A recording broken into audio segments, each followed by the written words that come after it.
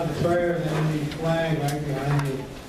I want to read, I chose, as those that have been here a couple of months know that I read one verse in the Bible and then a short prayer. I chose this verse tonight because we have politicians in the audience, and I want them to hear this. This is from Hosea, chapter 4, verse 6. My people are destroyed for lack of knowledge. That's your fault. Because thou hast rejected knowledge, I will also reject thee, that thou shalt be no priest to me, seeing thou hast forgotten the law of thy God. That's you politicians. Closing words of the verse. I will also forget thy children. Pay close attention now. Go home tonight, look in your Bibles if you're a believer, look in your Bibles, Hosea 4:6. And look, I read from the King James. Dear Heavenly Father, we pray for knowledge, we pray for your grace, we pray for these politicians and all these candidates that are running, that you will give them grace and wisdom to guide us as we go through these, what I call, trying times. Dear Heavenly Father, help us. It's in Jesus' name we pray. Salute to the flag, please.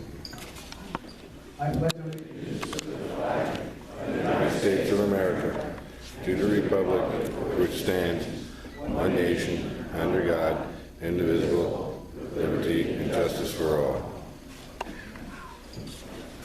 Thank you, Randy. This time I'd like to ask Carol to come up and give us a brief word on education.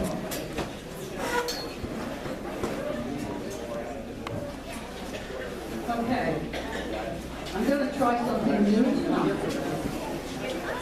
I want to ask you, everybody that knows that we didn't always vote for our United States senators, would you please stand? If you know that we didn't always vote for our United States senators, please stand.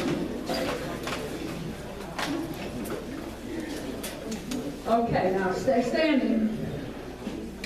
Okay, now everybody that's standing that is a member of my Constitution class or was at any time a member of my Constitution class, sit down. So there's not too many left that know that. As a matter of fact, we didn't elect our senators until they passed an amendment in 1913. That's only 102 years ago. 102 years ago, and our country is way, you can sit down, our country is way over 200 years old. That amendment, before they passed that, our senators were chosen by our state legislatures. There was a good reason for that. The men that wrote our Constitution were very wise, and we are undoing a lot of their wisdom. The state legislatures chose the Senate, and then the senators were supposed to be looking out for the state's rights. The people vote for the House of Representatives. The House of Representatives is looking out for the people's rights. Well, now we did away with the Senate. We're picking the senators. Everybody's looking out for the people's rights. Nobody's looking out for the states' rights, and that's why the states are losing a lot of their rights. So that was a mistake. Anyway, that's only one of the things I learned in my class. We learn something new every time. My class in November will be on Wednesday, November the 4th at 6 p.m. and Monday, November the 9th at 3 p.m. or 6 p.m. So you have three choices for a class. Wednesday, November 4th at 6 p.m., Monday, November 9th, 3 p.m. and 6 p.m. Thank you.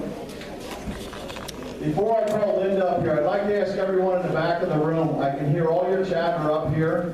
Two of you, I can actually hear your conversation. Can you tone it down? Because the people up front here keep going shh, and you can't even hear them. So please tone it down in the back.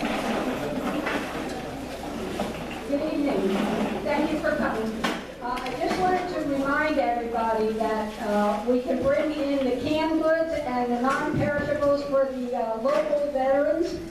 You can bring them in at the November meeting and the December meeting, and then don't forget the gifts for the kids, wrapped, marked boy or girl, and about the age group, for the families of the veterans, local veterans, okay? And the December meeting is the second Thursday instead of the third Thursday, so mark your calendars. And if you're ever not sure, Sam and I are trying to keep the website going pretty much. And the calendar is my responsibility. I try to keep it up to date. So if you're ever in question, look there and you'll get some information. Thank you for coming. Enjoy the meeting. Thank you, Linda. Now, Sam has a couple of announcements. Thank you, Jim. Hi, folks. Can you hear me? People out there? Can you? Okay. As I mentioned last month, it's that time of year again. First County board elections will be held next month. Let me read from the bylaws. The election committee shall announce that nominations will be open from the first day in October to October 31st. Nominations will be accepted in writing, email, or U.S. mail to the chairman of the election committee and posted promptly on the BCP website. Folks, we have 4 board vacancies, and we also have 4 board members that are standing for re-election. We also have committees that need to be filled. I was going to ask the 4 board members that are standing for election to make a couple of comments, but I thought about it, and I may not actually get the mic back from them. You guess who that might be. So instead, I'm just going to announce their names. The first is Jim Billman. Jim, jump up and down so everybody can see who you are. One person may not recognize you. Jim is our chairman. Also, he is BCP founding father. In addition, we have Rod Miller standing. He is the legislative chairman. He's also a founding father. Not the other kind, BCP founding father. Okay? In the back, Jake Bender. Jake, wave your hand. Jake is our treasurer and does a lot more. Jake also has the quarterly reports back there, if you'd like to see them. And by the way, Jake also told me to tell you that he has a special on shirts tonight. Just tonight only, $15. Okay? So make sure you get them tonight on the way out. Oh, okay. Okay. Number 3. And finally, Judy Pelka. Judy is our events chair. She does a lot more. She's associated with all the meetings that we have, plus other things as well. I was going to ask her to dance because she said she might be auditioning for the, Dancing with the Stars, but she declined to do that.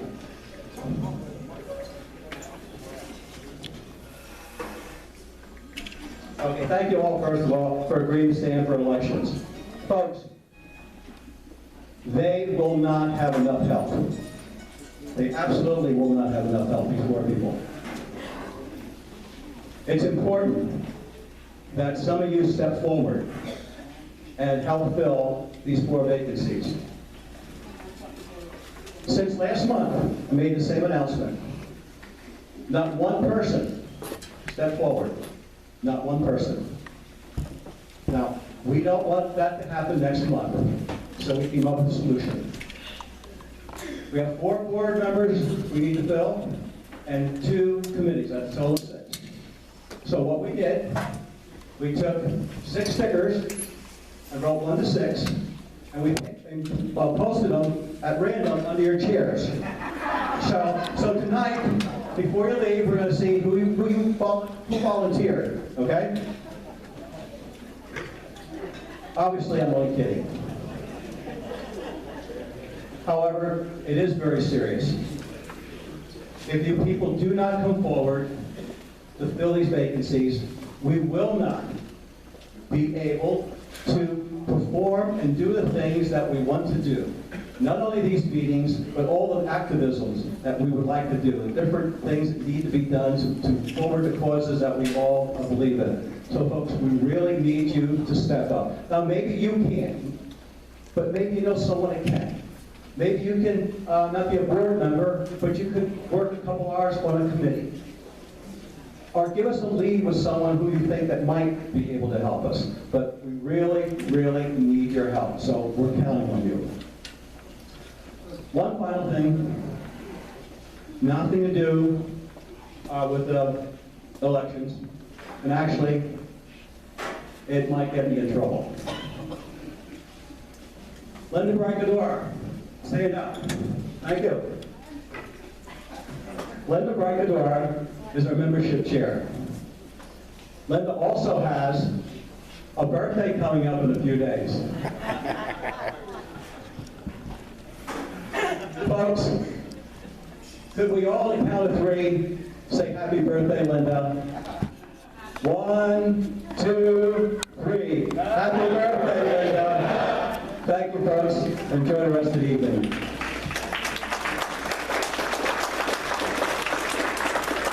Now, Sam's only saving grace was not saying how old Linda was going to be on his birthday, so. Kim, I'd like to ask you to start the timer. I'm going to ask Rod to come up for 2 minutes. Sam, you took my notes.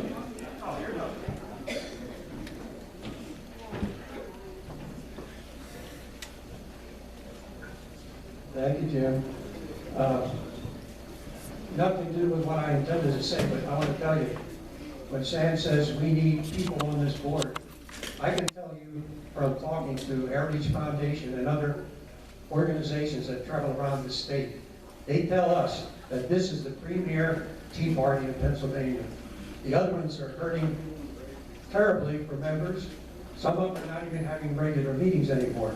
The Tea Party movement changed the direction governments are going. You saw it in the national with the top three in the Republican side, not even politicians, but we have to continue. We're going to see a change in the way government operates and restore the constitutional conservative government that we all seek. Keep that in mind before you leave tonight. I hope a few people will step up to the plate. Okay, firstly, straw vote. If you came in today and you picked the ballot up, you might even put it in a jug already. If you didn't yet get a ballot, hold your hand up and Deb will come around with the ballots and make sure the rest of you get a chance to make a vote. And then at 7 o'clock, we'll go around with the ballot jug and collect them. We need them all in by 7 so the tellers have an opportunity to see who's the winner. The ballot covers both parties.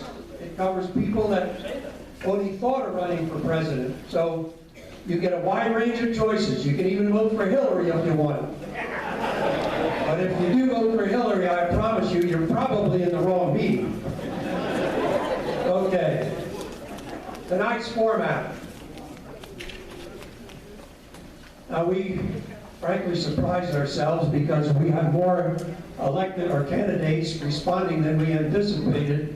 So we have a full agenda. So bear with us that aside from me taking up more than my fair share, we're going to try to keep the rest of the meeting on target. So we have 7 panels plus individuals that have no opposition that ask to be acknowledged, and we will acknowledge them. So as we go through the panels, we have panels right now, starting from the top.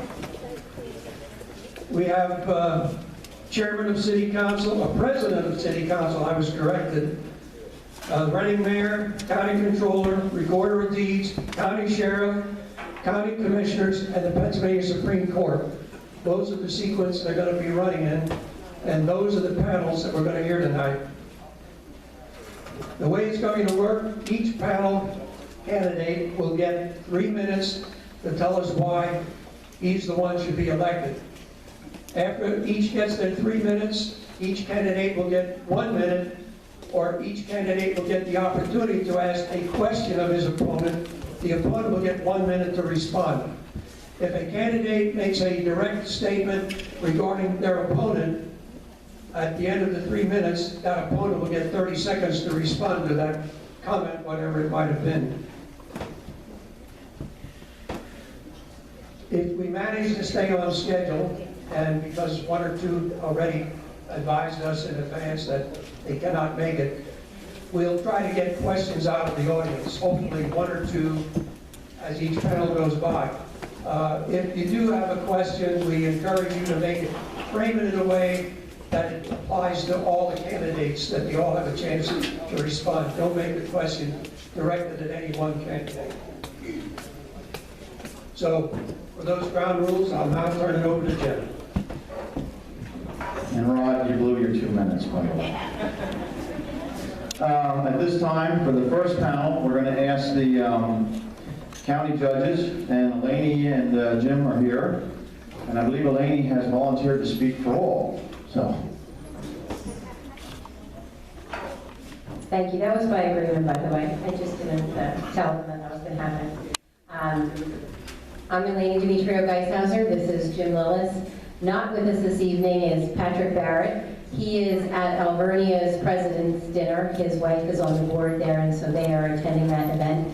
Jim and I are actually going to be making our way to that event. As most of you know, because you are informed voters, we are uncontested candidates. Each of us won on both the Democratic and the Republican tickets.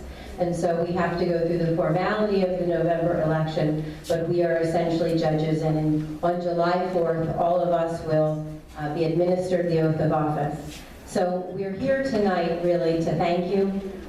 Me personally, I have been with this group for years because I did run in 2013, and you have been a friend to me. You've been good to me. You've helped me in many ways, and I truly appreciate that. I can speak for both Pat, Jim, and myself in saying we thank you for your support. We thank you for being voters, for caring about this system, and I think each of us is pledging to you that we will do our absolute best job, the best job that we can do. We will uphold the law, we will work hard every day, and administer justice based on the Constitution and laws of this great Commonwealth of Pennsylvania. So again, thank you. Have a good evening. We abdicate most of our time to some of these contested races. Those are the individuals that you really want to hear from, so that on election day you can go out and make an educated choice. So thank you and good night.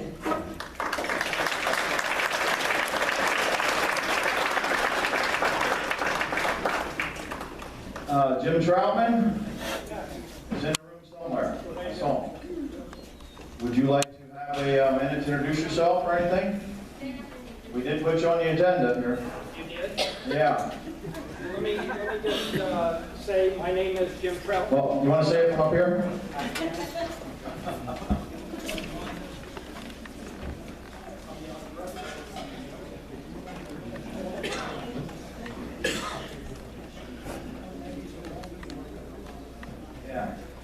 Ricardo Neves and Jeffrey Waltman, if you could make your way to the front here to the next panel. I just want to say my name is Jim Troutman. I'm Berks County Clerk of Courts. I've done the job for the past 28 years, so I'm very good at what I do. I have a great staff that really makes me look good, gets the job done.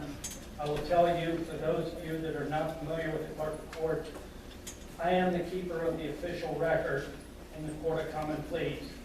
No criminal case takes place without one of my staff being in the courtroom, and we record all of the actions taken by the judge. I'm unchallenged in this race. I'm very thankful to be the nominee of the Republican Party, and I want to thank the Democratic Party for thinking that I'm a good candidate and do a good job. So I thank both parties, and I look for your vote on November 3rd. Thank you very much.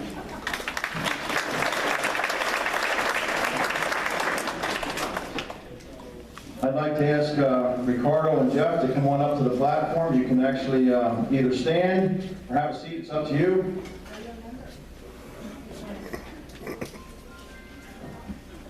This is Ricardo Neves and Jeffrey Waltman. First one, so you get this.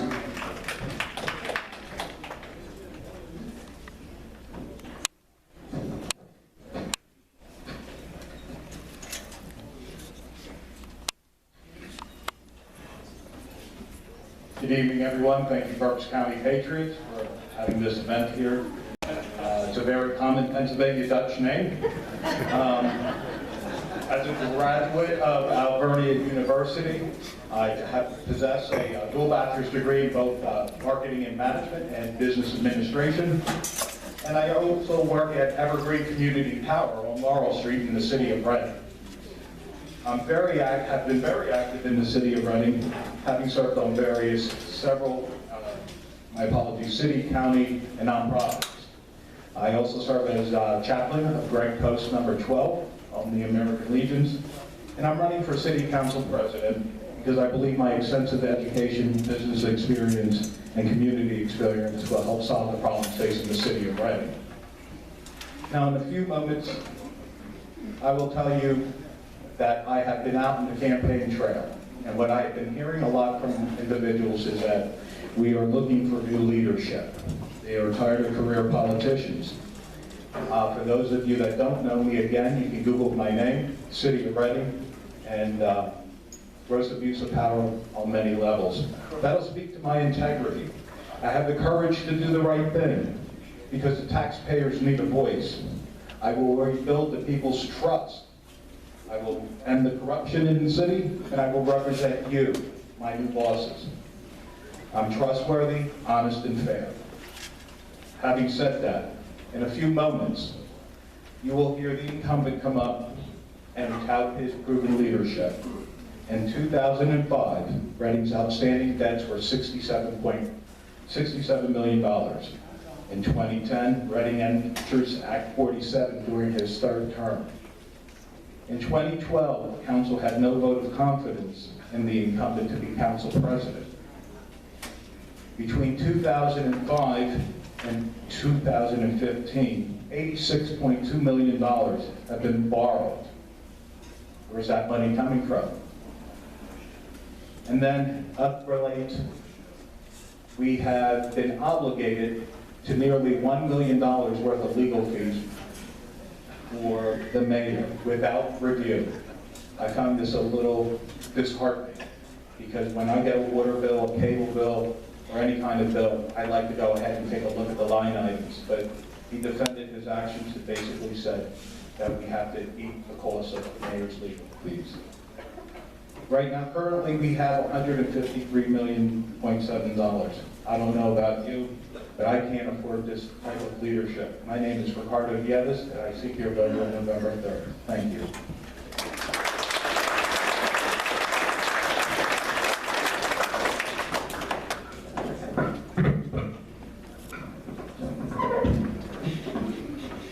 Well, thank you everyone for having us out here at Leesport today. I don't get to come out and campaign very often in the county. I'm usually in the middle of the city. But I'm Jeff Waltman, and I'm our current council president. I've been in that position a little over 2 months. There were some issues over the summer that surfaced. I'm sure most of you are familiar with them. But my first message to everyone that is not reflective of all of the city government. My comrades on the city council are all lifelong residents of the city. Having grown up in the city, they're committed to making the city as good a place to live as possible. Now, we heard a lot of things about what I did and what I might have done or what I'm responsible for, but anybody, and first of all, anybody that's sat in these meetings, I was estimating today, in my 16 years on city council, I've attended over 1,700 meetings trying to deal with city business. And it's easy to step back and say, you know, Jeff's responsible for this, and Jeff's responsible for that. But I think the people who really sit in those meetings week after week, day after day, really see what I bring to the table. There was a 4-year stretch in the 2000s where 2/3 of the city was sold out. That many properties were sold in 4 years. What a lot of people don't realize, the city A wasn't prepared to handle that, and B, we didn't handle it very well. So what you had is a city of Reading where a lot of state and federal problems have ran. Has it been bad? Well, of course it's been bad. Could it have been worse? Absolutely. Along the way, there have been a number of things that people bring up. Act 47. I fought against the city going to Act 47. I argued in 2009 when there was a false revenue line item the city council not to approve that budget. That was the preface to go into Act 47. And even though I didn't support Act 47, I worked in the background to put the best plan together. Because I knew they needed my experience and my leadership. Even with consultants that came in from the state of Pennsylvania, who we pay $400,000 a year, I realized they needed my experience. Along the way, you're going to hear from a lot of candidates tonight, but whether it's the city or the county, we're all in the same boat. What happens in Reading, bleeds into the rest of the county. I want to tell you, there are a lot of good people in the city of Reading. We're proud of our mountains, we're proud of the lake, we're proud of the Lake Montaloni and the water system that we have. My goal in the next 2 years as council president is to bring the leadership to the table, to preserve those assets, because I can tell you right now, that's the state's goal, is to force us to sell these assets, to fund pensions, and when they're funded and the lake is gone, and in 10 years the funding needs to reoccur again, we won't have nothing to show. I have the legal, the financial, and the leadership background to protect the city. That's my goal. I've been vice president of city council for 10 of the last 16 years, and I've been elected in this very diverse city 5 times. So I appreciate the opportunity of being here tonight, and Walton is Pennsylvania Dutch, by the way, so.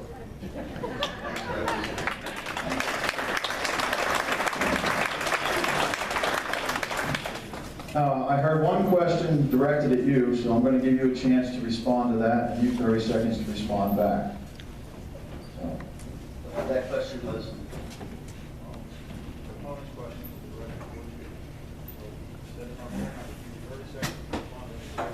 A specific question? I'm sorry. Not a question, it's a statement. Well, I hope you use my name in good faith. Can't hear. Can't hear, I'm sorry. I'm not sure how he used my name. I try not to get into a defensive posture. What was the question? I didn't, there wasn't a specific question, just a reference of my name, so I'm allowed to respond. I will tell you this, my role as council president will be unlike what we've seen in the last 4 or 8 years. I've never sued anyone. And by the way, we are auditing the legal bills that the mayor bestowed on the city. We're in the process of doing that now. I put a unified committee together to do that because my job on city council the next 2 years is to make sure we keep the dysfunction out of the body. So that when we have a new mayor, we're able to work together. We can't let little issues become 4-year roadblocks, and that's what's happened often in the city. I'm going to bring the leadership and experience to the table that the city needs, and I think I've proven that throughout my career on city council. And I'm not a lifelong politician. In 2 years, I hope to slowly go away, so thank you. Any response? Ladies and gentlemen, I used his name, so he was entitled to 30 seconds. I will just simply say this. Mr. Waltman, I have no ill will towards him as a person.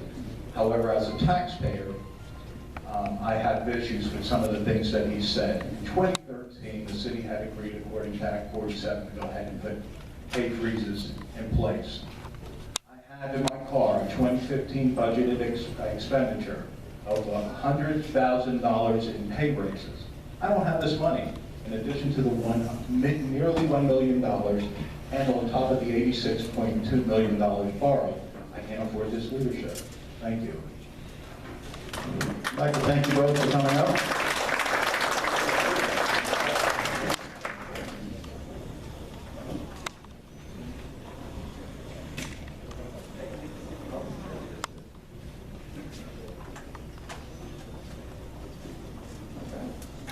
All right.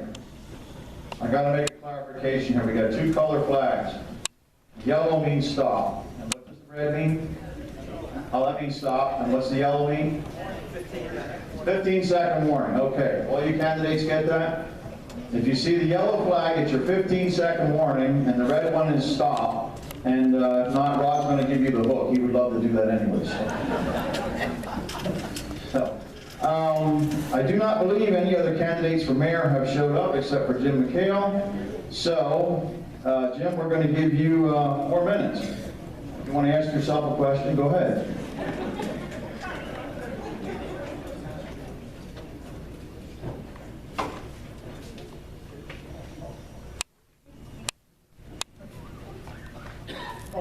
everybody to come out. Thanks everybody for coming out. In 2011, I ran for mayor, and at that time, my life was very different. You see, I was a confirmed bachelor, but during the campaign, I got married. Got 2 kids in the deal, and we made a 3rd one. So now we have 5 people in our family. So a lot of things changed for me very, very quickly. Then as 2015 came around, I started thinking about, well, what's really changed in the city of Reading? And I realized nothing. In fact, it's gotten worse. Corruption alone in the city is awful. We've had FBI raids on the mayor's office, and we have the city council president resigning in shame. This is awful. This is the state of affairs in the city of Reading. This is a deep history of corruption in the city, and it has to change, and it has to change with new leadership. For far too long, Reading's leaders have failed its residents and its businesses, and the political machine is to blame. We need a break from the past, and we need to look toward a bright future. I'm not a politician, I'm a businessman with ideas born in the real world, with real world solutions that I have to use. I work for more and better paying jobs, affordable taxes, stronger schools, and safer streets. You know, jobs solve many of the problems. Somebody with a job really changes their life. And I'm going to tell you a story. A couple weeks ago, the Doubletree Hotel had a job fair, and there were 1,500 people for 170 jobs. That's great, there were 170 jobs, but think about it, there are over 1,300 people still out of work. I talked to a woman on the street who was waiting, and she said she'd also applied for a job in Lidditz. I said, huh, it's a bit of a haul from Reading to Lidditz, isn't it? She said, yeah, there's no work here. I've knocked on doors all over the city, in every precinct. And when I get to a door and somebody shows me that look of despair on their face, because they're not sure if they're going to be able to feed their children, or they're going to lose their home, I realize how bad it is for many people that are struggling, and how heart-wrenching these stories are. These are real stories happening in the city of Reading. But because of the job fair, we know that people in Reading want to work. In order for us to move ahead, we need new leaders with new ideas and solutions that come from the real world, not pie-in-the-sky ideas that have maybe no chance ever of succeeding. I've worked for companies, I used to run large-scale IT projects, I've consulted with bankrupt companies, and I've turned them around. I've done it before, and I can do it again here in Reading. Now, Reading is at a tipping point, and I think the City Council President candidates alluded to the Act 47 a little bit, and we are absolutely going down the path of receivership. Now, when you go into receivership, an outside organization liquidates your assets, and you have no say in the matter. And this is not what I want to do. I want to start working on realistic solutions to our financial problems so that we can start working our way out of it. If you want to find out more about me, you can go to McHaleforMayor.com. There are detailed position papers on my website. And I want to ask all of you, tell a friend, tell 2 friends, tell anybody you know to come out and vote for me on November 30th. Thank you very much for your time. Are there any questions from the audience for Jim McHale? Sam's coming with the microphone. When's the last time Reading had a Republican mayor? About every 2 decades, we elect a mayor that's Republican in the city of Reading. We're due, in case you were wondering. Paul Angstad was the last one, and he was, if you go back in time, it was Spencer, 2 terms in McMahon, 1 in Oppenheimer, and Angstad. Angstad was the first mayor in the strong form of government, strong mayor form of government, which is what we have now. We've got time for one more. Yeah, I just wonder if you see the illusion in the outer parts of the county, they're still feeding and supporting your city.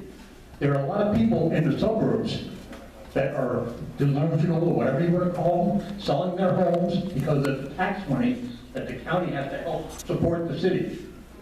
Yeah, and let's put it in a different perspective. How Reading goes is how the county goes. And Reading has been dragging down Berks County for a long time. And you guys all know this. This is no big secret here. So the solution here is to get Reading healthy again. And the way to do that is to get new leaders who can actually do turnarounds and start restructuring the city. Because I know, you all feel it too. You feel it with the crime coming out of the borders of the city, and you feel it in other ways as well. So we've got to get the city of Reading working again, and it starts on November 3rd when I get elected. I've turned organizations around before, and I'm going to do it again in Reading. Thank you, John.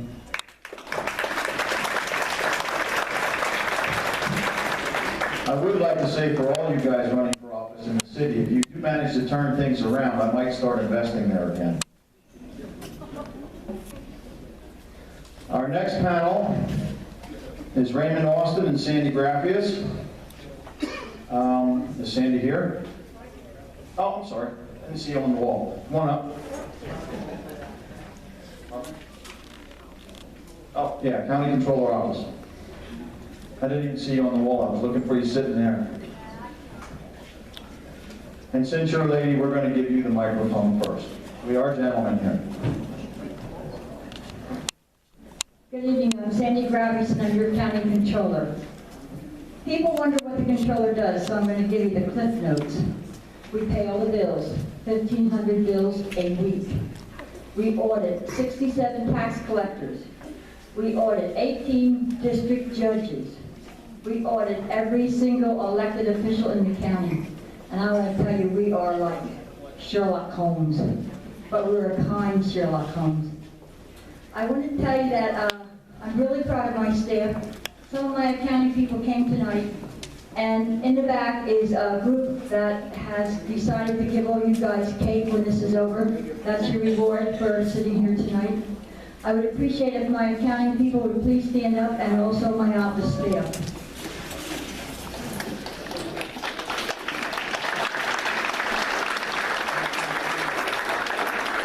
Thank you very much. We're going to make this real quick. We're working on getting debit cards for the veterans. Right now, when the spouses come in and get their money that they're due from the county, it takes 6 to 7 weeks until the check's cut to the spouse. I get calls probably about once every 2 or 3 weeks saying, I got $75 in the county, can I cash this check? The answer is yes, you can. That goes toward your burial expenses for your spouse. What we're working on is a debit card that we can hand you before you walk out the door. The other thing that we did was in our financial package, which we opened in 2009, we are now trying to get as many people to let us drop the money directly into their bank account. With the postal system moving to Harrisburg and then back to Reading, it takes an extra day or two for your checks to get to you. So in order to get your money to you faster, we're trying to get everybody signed up for electronic funds transfer. How many in this room go to the parks? Okay, good. How many go to libraries?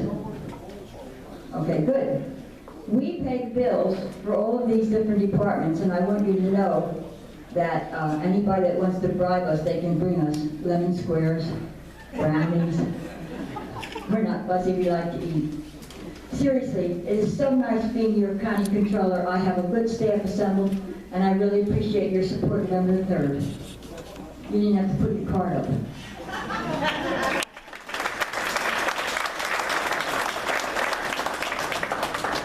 My name is Raymond Austin. I am a local CPA. I'll tell you a little bit about my background. I have worked in public accounting for some 40 years. The last 15 years of my profession I've worked in governmental accounting. I have specialized in governmental accounting. I'm an expert, so I like to think I am. I'm running for office to bring that expertise to the office. The staff probably will not change, be my guess, but having someone with my background, I think would be that much better for the county. Now, I don't have a lot of expensive websites and so forth. And my message is really quite simple, is that I've actually been in the trenches. I worked in one office where the former chief had stole $3 million. When I walked in, I had to reorganize the whole office. Sandy is telling you about the audits that they do. They are currently, in some of the audits, they're anywhere from 2.5 to 3 years behind. And doing the audits, now, I worked again, in public accounting, I did audits by myself. I was a senior in charge of the audits. And I had done, I think, a lot of extensive audit work. The part that she's missing is the reporting side. And that's the CAFR that they produce now, the Comprehensive Annual Financial Report. I would actually be able to guide the staff. I had worked at the county for 3.5 years approximately. So I know what they do and what they don't do, and I understand the software and the limits of the software. And of course, Sandy won't tell you about the limits. And I will do that at some other time, not now. As I said, my message is pretty simple. I have the expertise. I have a CPA. I'm also currently going to Widener University. I'm getting a master's in taxation. And I would like to have your vote on November 5th. Thank you.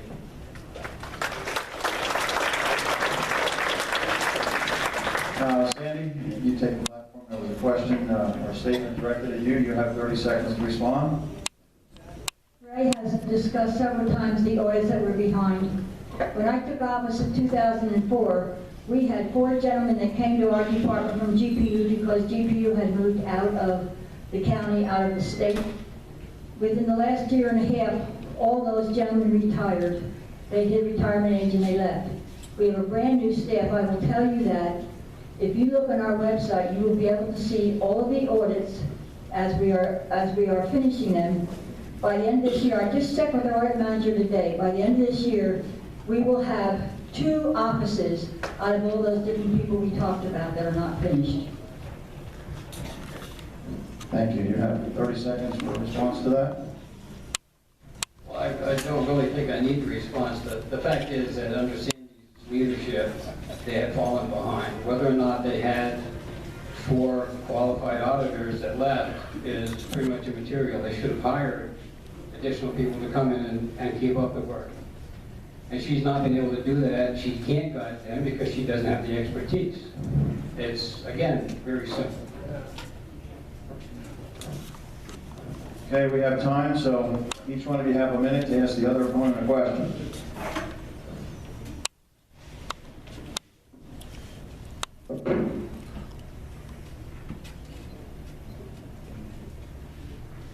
I didn't want to misspeak, so I went ahead and got my facts before I came up here tonight. Mr. Austin talks about his government experience. His government experience includes 5 years at the city, 3.5 at the county, and 1 year at the municipality of Kutztown. He was not retained at any of those 3 government offices. So let's just not talk about experience.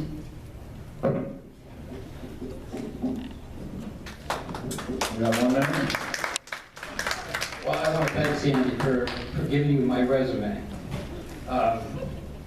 Quite often, when you have changes in government, the people that are in place in middle management, as I was, end up leaving.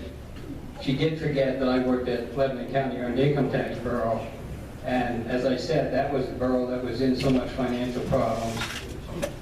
I came in, not only did I fix the problems they had, they didn't have a general ledger, so I had to establish and put a general ledger in place for them so that they could actually see what they were doing.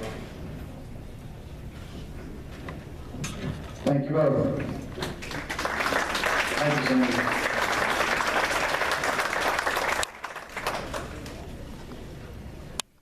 Our 4th panel, Recorder of Deeds, is Fred Sheeler and William Cochran. If they can make their way forward, please.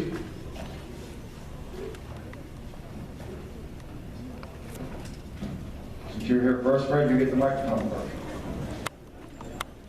I just want to say that Sandy is great to work with, and the auditors, they're in my office, well, not this minute, but they were there till closing time today, working on the 2014 audit, which is about as up to date as you can get. We're still in 15, you can't audit 15. So I know she's doing a fine job. That brings me to where I first stepped into the Recorder of Deeds office 8 years ago. You might remember the former recorder, Ellie Antoine. She was convicted for embezzlement, sent to prison. That started off with a meeting with Sandy and those auditors from GPU. Who used to work at GPU. We put together that case. We really, in-depth analyzed every little transaction she did to uncover those schemes. And what I'm most proud of is we revamped everything as far as how our money transacts so that that can't happen again. We had to work with the FBI, the detectives. It was like an overwhelming experience. And for 5 years, I couldn't mention it to anybody except for my wife. She was very trustworthy and did not mention it to us all. Because when you're working with the FBI, you're not allowed to talk about that stuff. So we cleaned that all up, and then during that time, I revamped the computer systems because that was a sweetheart deal from the prior reporter, a company she handpicked, and there was lots of other monetary transactions going on with that was just a nightmare. And that software just didn't function right. So we found a software company that could replace that at a fraction of the cost. That was our first big savings in money. It made things so efficient that we had 24 people when I got in the door. Now, it was so fragmented and inefficient because mainly the prior recorder had it that way to make it easy to steal money. There was breakdowns in the workflow. So my staff, I would come in the first couple of weeks I was there, and I'd see they were sitting there doing crossword puzzles and reading books. And I said, why? Well, because they had no work because they were waiting for the next step to be finished with work out today. Now, if you talk about efficiency, you can't make that a Republican or Democrat thing. Because she was a Republican and she didn't care about efficiency. That change in our workflow allowed us to go down from 24 people to 11 today, and we have a retirement. We have someone that's 4 more days on the job. She's going to retire, and we'll be down to 10. We have saved between software and expenses over $2 million a year, and I want to keep doing that to make our county as efficient as possible. Thank you. Ready? Hello, I'd like to thank the Berks Patriots for performing this valuable service for the citizens of Berks County. My name is Bill Koshin. I'm 60 years old and a graduate of Muhlenberg High School, Reading Area Community College, and Kutztown University. I spent the last 25 years as the founding director of the Berks County Tax Map Office. Those long years of managing a county office, during which time I've examined and interpreted thousands of deeds, make me more qualified for this job than the incumbent. The Recorder of Deeds is an administrative job. I believe that in such a position, the most important thing is to perform your mandate at the minimum expense. I've always taken a bare-bones approach in running the tax map office, and that's what I want to bring to the deed office. When politicians step outside of their mandate in order to run up a long list of accomplishments, they're really running up a long list of unnecessary spending. The only accomplishment I'm interested in having is giving you, the citizens of Berks County, at least one government office where the total focus is spending the least amount of your money. I'm the most qualified. I'll spend less of your money. I'm the one that shares your Berks County values. I'm the no-nonsense candidate. I hope you'll vote for me for Berks County Recorder of Deeds. Thank you. Does anybody from the audience have a question for one of the candidates? Or actually for both?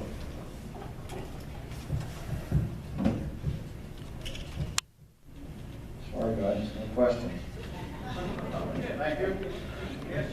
Yeah, actually, yeah. Why don't you guys want to each ask a question? Each other? Okay. All right. Next year, I'm supporting either Ben Carson or Marco Rubio for president. I'd like to ask the incumbent recorder of deeds which liberal he's supporting. Yeah, it's irrelevant. Do you really want me to answer? No. Okay, thank you very much. Okay, all right.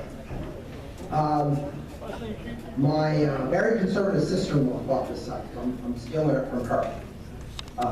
Mr. Cochin has brought all kinds of advancements in technology as the chief mapping person. So I just want to know, when you go on a trip, do you use the old Rand McNally Atlas or do you use a GPS device? What I've been fighting against is unnecessary spending. What they plan to do is spend money on software that is not necessary. They really want to do it just to have their resume in order to have, like I keep saying, the appearance of accomplishment.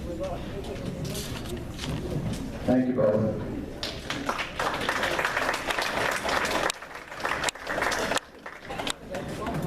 Our fifth panel will be Eric Weeknecht and Lester Clark, if you guys could make your way up here.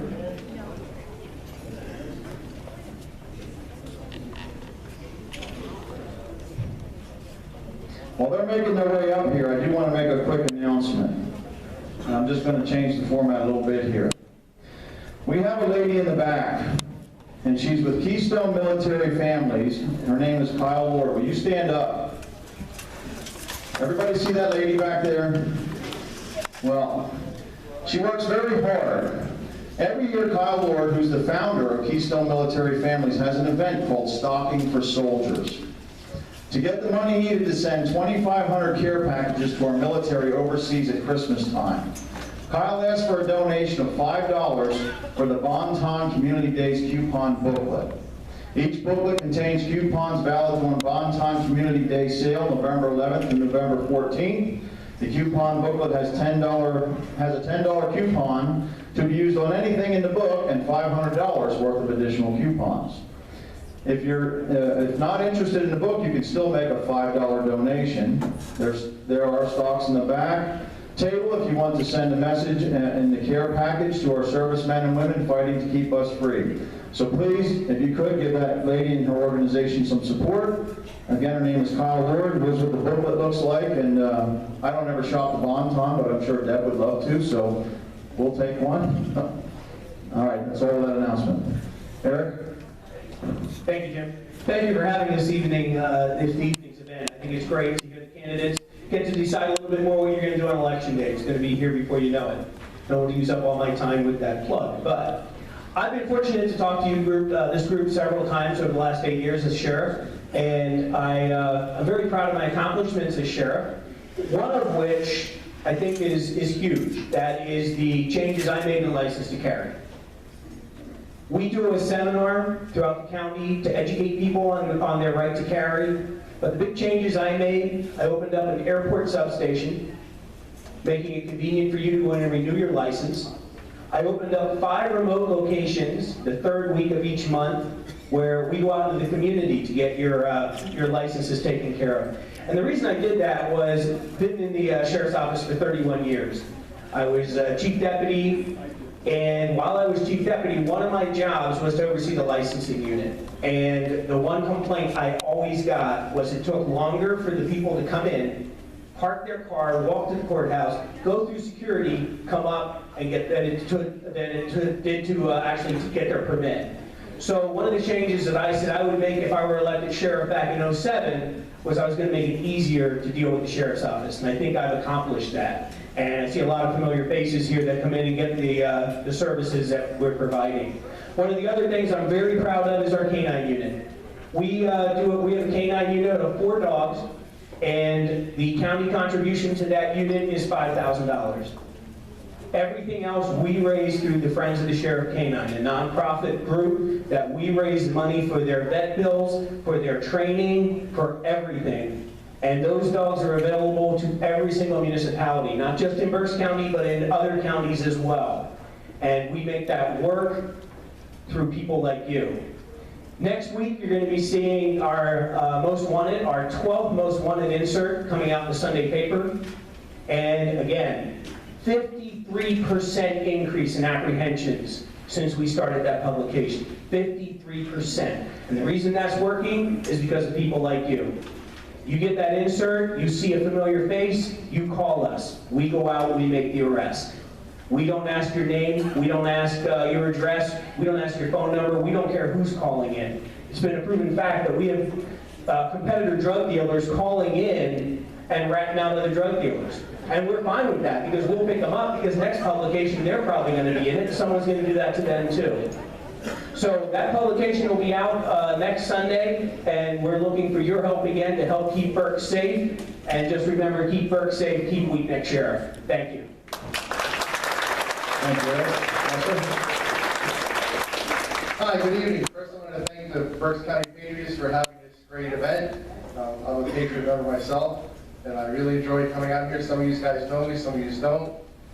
I've been a resident all my life. I graduated Middleburg High School in 1981. I was a union worker for the United States Steel Workers for Dana for 18 and a half years. I've also been a firefighter for 38 years and a first responder for 36 years. I've been doing my present job as a state constable for 13 years. I have well over 1,000 arrests underneath my belt. I'm out there and I know what goes on.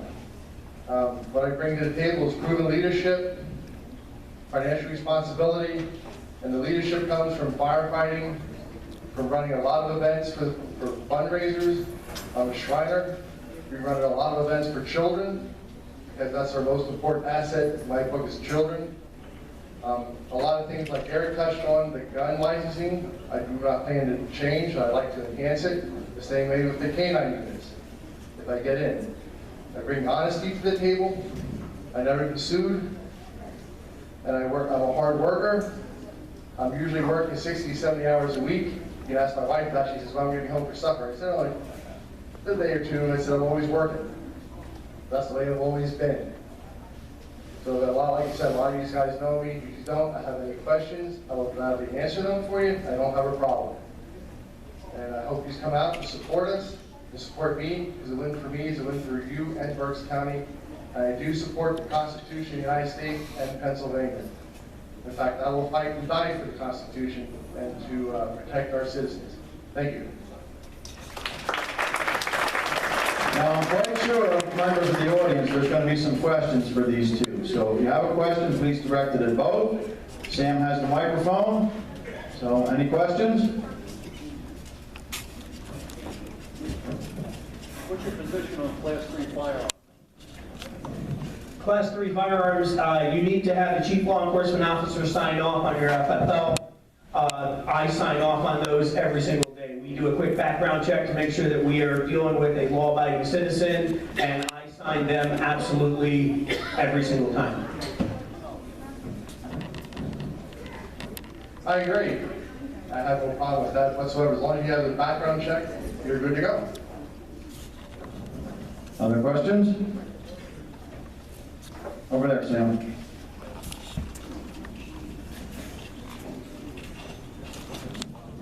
On your publication that comes out with the wanted, I never see it, it's listed as illegal immigrants. How come we don't see who's who on that? Can you repeat the question? What's that? On the publication that comes out with the wanted list, you never see, are they all residents, legal residents? We never see if they're illegal.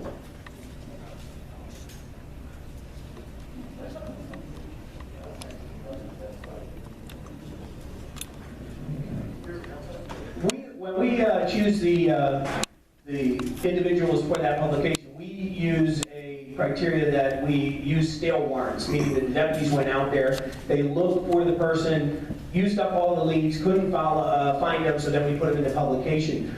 We don't have knowledge on whether they're here legally or not.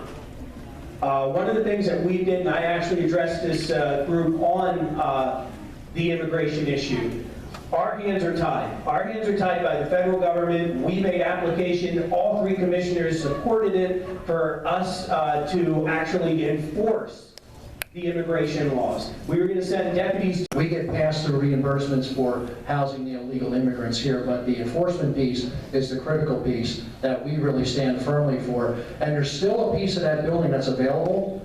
Actually, it houses our library services. The federal government is interested in potentially leasing that balance of the building. The entire building will be under federal jurisdiction. We'll get additional revenue and additional enforcement officers here in Berks County.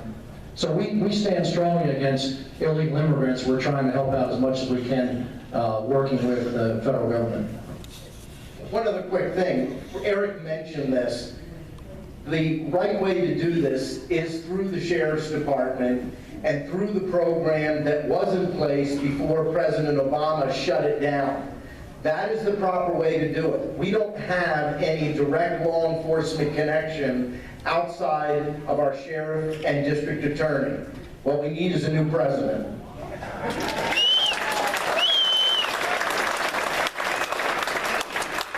Let me ask you a question. Did that answer your question? Is that basically what you were, okay, what were you looking for? Yeah, that's, if I understood your question, you were saying the federal government is putting people here temporarily until they determine whether or not they can stay here permanently or they have to go back to their home state. The same thing the commissioners are doing about it right now. They're listening to the federal government. They're maintaining the people there until they determine whether they have to go back to their home country or they can stay here. Is that your question now? That is what, yeah.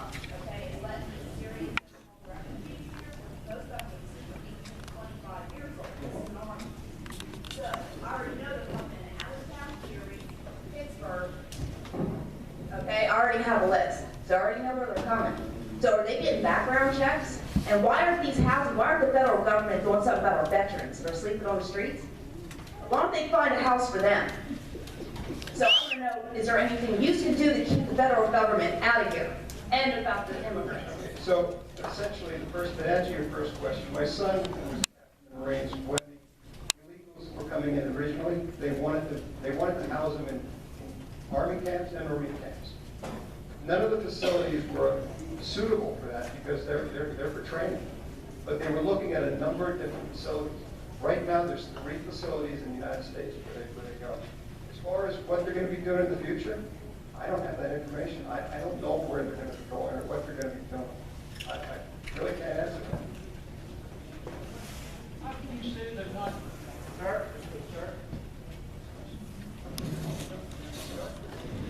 I'm Margaret Smith, and it's very fortunate to meet you, Christian Leinbach. I think you remember I was talking to your office the other week about the sludge and stuff they're bringing down from Lebanon County. Now, you mentioned you want to be considerate. Are you going to be considerate enough to stop this in Berks County, not just Center Township, because we are all miserable about the situation? And you told me there is nothing you can do. But being considerate of the well-being of other people living around this stuff, it's getting out of hand. And the same with chicken houses. We're getting 4 of them just over the hill from us, like in our backyard. And I hope you're going to be considerate, all 3 of you, in fact.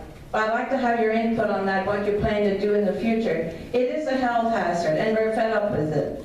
We were born and raised on farms. We have nothing to do against farming. But what they're doing anymore, it's no wonder we have cancer if you study up on this subject. So I'm wondering what you consider to do about it in the near future. If you're going to ban it from Berks County, which is very, very important to the citizens there. If they take our tax money just like everybody else's, and we never have anything to say, and thank God for the patriots that I have the courage to go forward. Well, let me say this. The question on sludge, I want all 3 to offer their comment, but I just want to put a footnote to that. I know that in Maiden Creek Township, they're putting human sludge so close to the Maiden Creek, and that's against federal law, that actually on a heavy rain, it can drain into the stream. There is a real health problem. This issue has come up several times, and as I shared with you, DEP is the one that regulates sludge. There are standards in place. No one wants to hear that.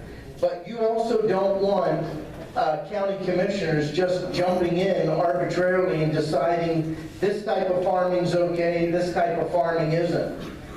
When you deal with the issue of sludge, it is complex. I don't like it, but what we've looked at, and there's 3 cases I can think of right now, one over in Hereford Township, which is not sludge, it's a type of biomaterial that comes from Hatfield. We were begged to look into that. We did, looked in it in detail with our conservation district, with our ag department, with DEP, and it was viewed as legal and safe and meets the standards.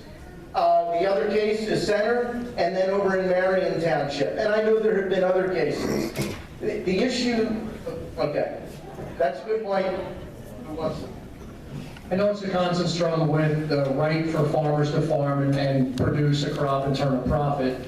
By the same token, it impacts your life and your lifestyle. And we do receive complaints from time to time in our office, and we forward it to the proper authorities at DEP. We do follow through, but again, it's a tough one to manage because we don't have authority or control over DEP and the federal government, EPA. So I certainly sympathize with your concerns, but we're also a great agricultural community too. So chicken houses and pig farms and those sorts of things are what has made this county great.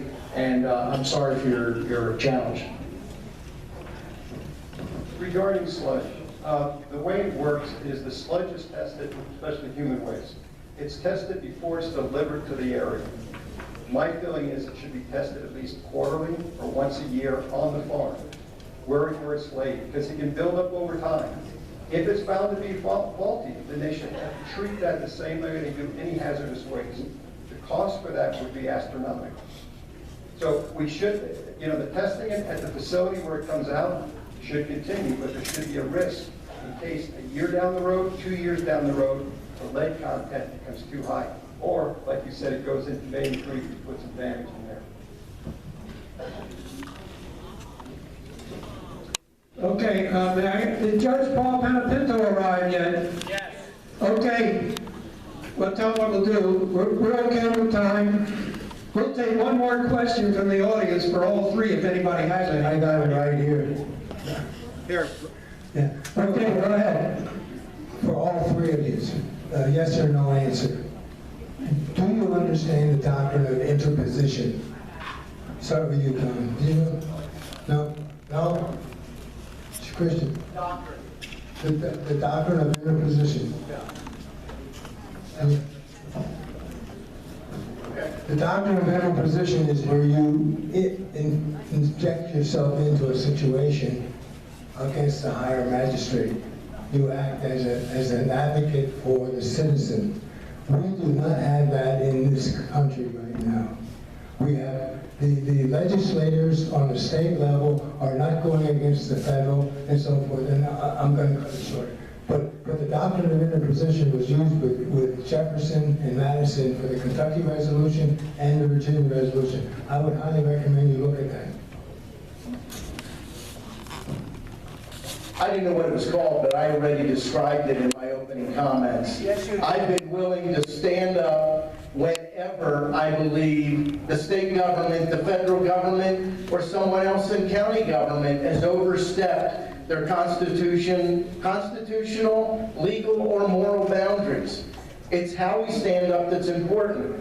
But we need to do that, and I believe we need to start using the tools the left have been using for decades, and that is the courts. What they couldn't get through the legislative process, they have gotten over the last 50 years through the courts. We need to start to fight back, and that's why I've been so active with the waters of the U.S.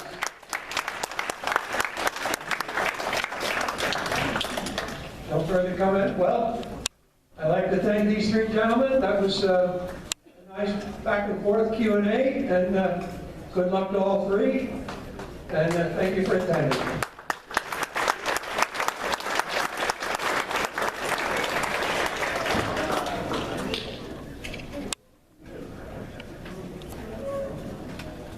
Okay, we got one final panel, but I should say panelists. We had, if you recall this spring, we had candidates from the Republican Party running as non-endorsed candidates, Cheryl Allen and,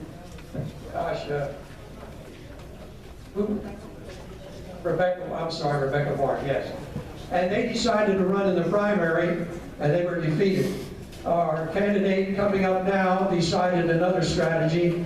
Why should you be defeated in the primary when the party machinery puts all the money up for their three choices? So because of that, we now have a candidate running for the Pennsylvania Supreme Court, basically as an independent, and will be on the ballot.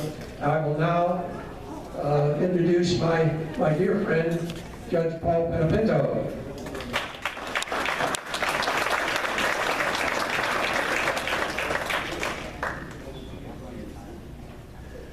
Good evening, everyone. To all the patrons, thank you. I'm really glad to see you out here tonight. Everybody in Berks County. I love Berks County. I've been coming here, I guess, many times that I've been running. And I did run in several primaries, unendorsed by the Republican Party. You all know that I've been a Republican all my life, but I made a decision. And the decision was made in the interest of the people. It really was, because I didn't change my stripes. I just decided that the people need a choice, and the people need someone to run who comes from the people. So what I did, and first of all, let me say something. I have to mention this first. Let me thank all of you, because you kind of started this thing, because in the back here, if you recall, you signed and came out very forcefully to sign my petitions to get on the ballot as an independent. So I want to thank you. It was a great turnout that night, and I got a lot of, not only did I get signatures here, a lot of you took my petitions and sent me the signatures in the mail later, and I thank you very much for that. When I started, I really didn't know what the grassroots results would be, because no one thought that I would get the 16,639 signatures needed. And you know, if you just got the minimum number, they try to knock you off the ballot. But I went ahead and got over 30,000 signatures, and it was great. We had many, many volunteers, because people do know and are a little disgusted with the party nomination process. Believe me, it's not fair. Now, it's no sour grapes. It's just that there's few picking the choices and making the choices, and it's not fair to everybody. Now, you know you all have the right to vote in a primary, but if you lose the primary, you can't run in the general. So I decided to bypass the primary and see who was nominated. And I saw folks nominated less qualified, to be very honest with you. I'm talking about experience, qualifications. And I don't think that's right. So I decided to place my name and go around this state, and in 40 counties we obtained the required number of signatures plus double. So no one challenged our petitions, and we're on the ballot for November. And now there's a decision. There are 3 Democrats, 3 Republicans, and 1 independent, and that's myself. So, what do you know about me? Well, you know my record, and I think everybody should know. I have 25 years experience as a judge. I've been faithful to the Constitution and the rule of law. I'm a pro-life candidate. I've been married to my wife, Nancy, for 38 years. We have 2 children. I follow the Constitution. I am strong on the Second Amendment. It's our constitutional right, the Second Amendment. And I believe guns are not the problem, it's bad people that use guns in the wrong way. And that's really what the problem is. They should not take away our constitutional rights, because there's criminals out there using guns improperly and hurting people. And you know, I work in criminal court now. The criminals, they have to go away. I just don't want to keep them on the street doing bad things to good people. I also want to say, in terms of my philosophy, that I've always been strong for the people. Because it's who we serve, and it's where the power comes from. So I understand what's going on in all the communities. I worked in the criminal, in the civil, and in the family division. So I have the experience and the integrity for the job of Justice of Pennsylvania. But I need your support. I need your help in this election to go out and make sure you vote for me on November 3rd. I don't know if this is You were giving your candidates 3 minutes, but in your case, you have no one else here but you. We got plenty of time. You just stay right here. You can offer more comment, or we can start taking Q&A. Let me say to you, this challenge that I'm making is a big one. And I'll tell you why. No one was ever elected in Pennsylvania as an independent. There's 3 seats open. I'm asking for 1 vote. Just think about what that'll do. That'll open the door for other independents. That'll tell the political parties, both of them, that we are not going to stand for you picking all of our candidates. We're making a choice. And it also is going to show everybody in the nation, because this is the only race in the United States for Supreme Court. There's no other race in the country that I am not beholden to politicians, and politics does not belong in our courts. And I am not owned by any party. I am not obligated to any party chairman, any political person. And by the way, you're all invited to the swearing in. When I win, just come and say I'm a patriot. You saw me here in Berks County, and no politicians are invited.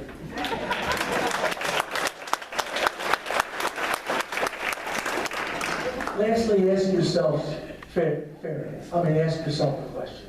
Why should a judge be Republican or Democrat?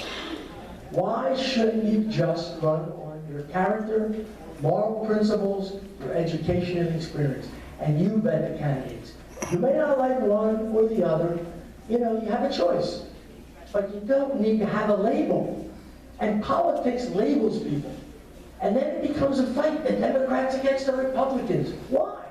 When you come in front of me in court, I hear the case, the facts, the law, and the evidence. And I make a fair decision. It's painful sometimes. I could be wrong, but I do my best every day to do what's right. So what does Republican or Democrat have to do with it? If you know Paul Panapinto and you research my decisions, and you research and look to find out about me, you will find in a very fair way that I have made decisions based on the law, the evidence, and the Constitution. I've been overturned, and sometimes the liberal judges on the appellate court don't like something, but I heard the gentleman talk about making law, and that's what we're not supposed to do, and that's what they do. And it overturns the laws that the legislature and the people want. We have a very serious election coming up, and for no other reason, just to send a message.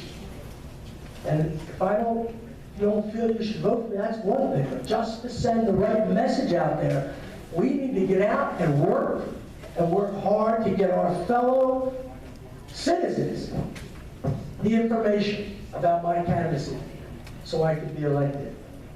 And I certainly will be back here anytime you invite me. I don't know if any other Supreme Court justice ever comes back, but I'll come back. As long as you have a civic meeting and not a political one. How's that? Questions? Whatever I can help you with in a question, or I can keep talking. It's up to you.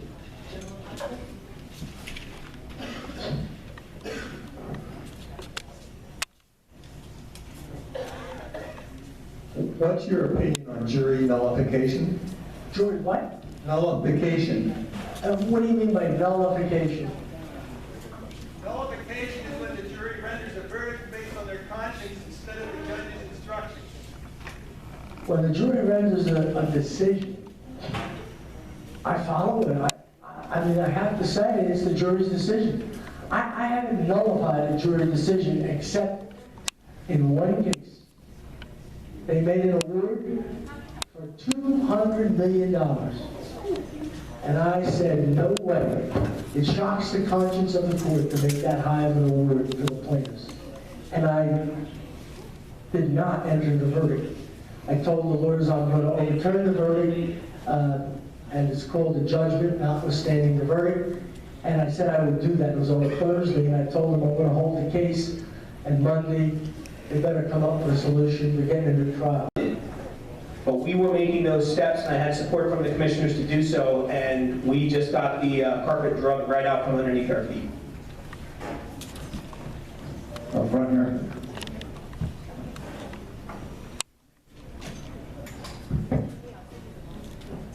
Good evening. What's your position against standing up to the federal government? If the federal government makes you do something that's unconstitutional, how do you feel about standing up for the people of Berks County against the federal government? With some of the groups I've been talking to and learning the Constitution of Pennsylvania and the United States, I believe it's posse comitatus, if I said that right.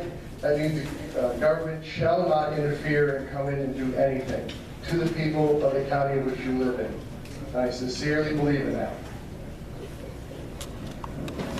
Said this before, I'll say it again, actions speak louder than words. I was one of the first sheriffs in Pennsylvania to stand up to the Obama administration on the gun issue. We had several sheriffs follow throughout the Commonwealth of Pennsylvania. You can go to the website and see, I think we had, out of the 67 counties, over 30 of them. I was one of the first. Other questions? Okay, there was a question directed at one of the candidates by one of the others, so I will give Eric 30 seconds to... Okay, my opponent mentioned about he was never sued. I'm going to tell you right now, I get sued a lot. It comes with the job, and I'm happy with the county commissioners on the stance they take because they fight those lawsuits. One of the litigations we had was a defendant who we were transporting from Berks County to Chester County who said that the heat wasn't on high enough in the back of our transport van and he got frostbite on his foot. Now, no lie, we went to court. Federal court now in town, we had 2 deputies tied up there for a week. He had 2 attorneys and an expert witness, medical doctor from Boston come in. The jury deliberated for 45 minutes and ate lunch and came back and said absolutely no wrongdoing from the sheriff.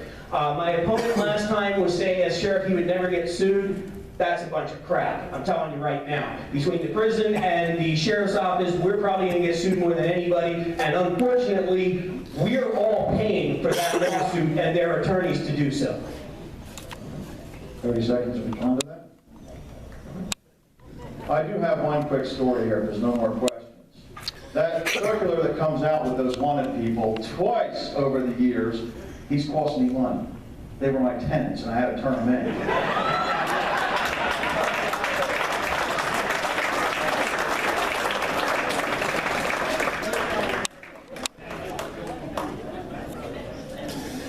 Okay.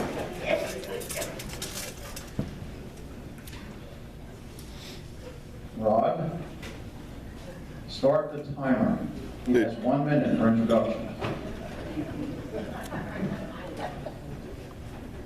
I might run for chairman next year. I don't know that. Okay, our next panel is the county commissioners. Are they all here? Are they ready to roll? I see 1 coming. I see 2.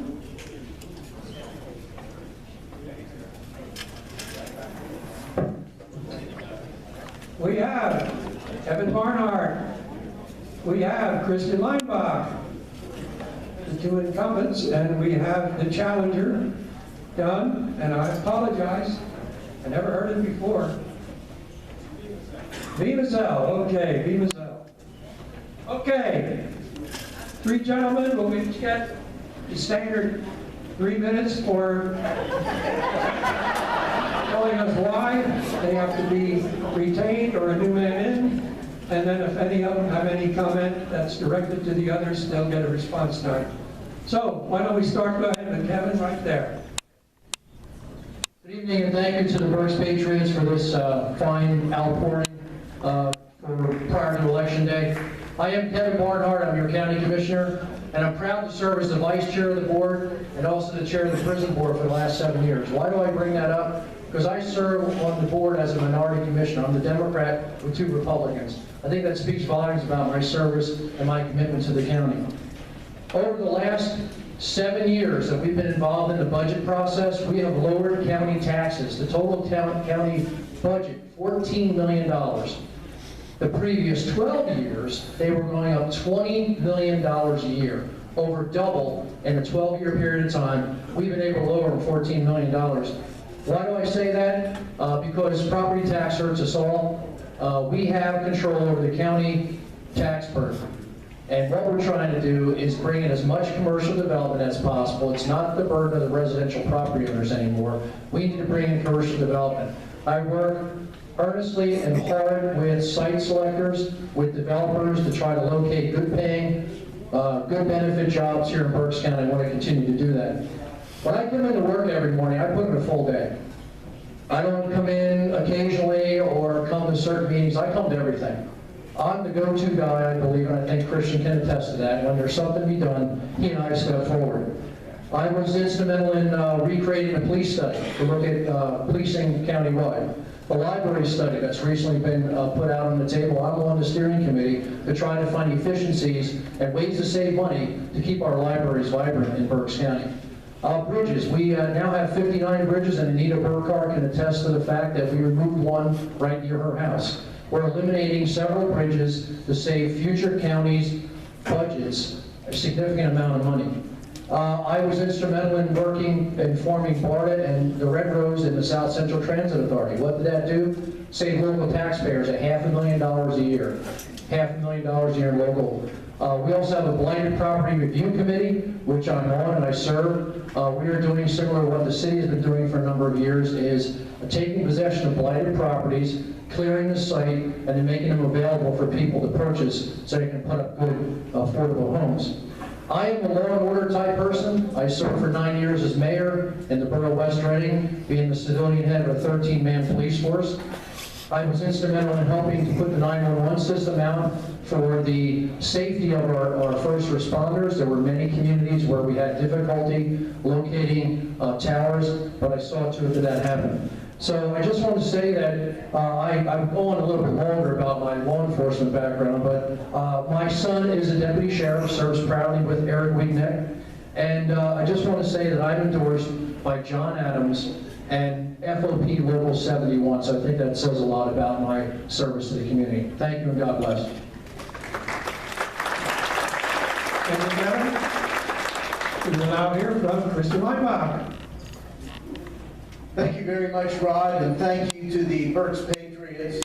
It's always a privilege to be able to be with people that care enough about their government to organize and make sure that they're able to get the word out on a variety of issues. I want to touch very briefly on 3 very important issues. A couple of years ago, I had some realtors come to me, some builders, and say, we are becoming very concerned about, of all things, property taxes, and we are hearing that areas like Chester County, Montgomery County, Lehigh County, Lancaster are actually much better when it comes to property taxes than Berks. Our Planning Commission did a definitive study. It is up on the Planning Commission website, and it shows that Berks County, if you take a $100,000 home, built in 2015, takes a larger chunk of property taxes than the same house in any of the surrounding counties and any of the other third-class counties in the Commonwealth, and the driver is school property tax. It continues to be one of the #1 problems in Berks and in Pennsylvania, and relief isn't the answer. Elimination is the only answer that we should support. Number two, 2 years ago, I began working with the National Association of Counties on EPA regulations that were being pushed on the states and on local governments and on farmers, called Waters of the U.S., one of the most expansive overreaches ever. We fought that at the national level for 2 years.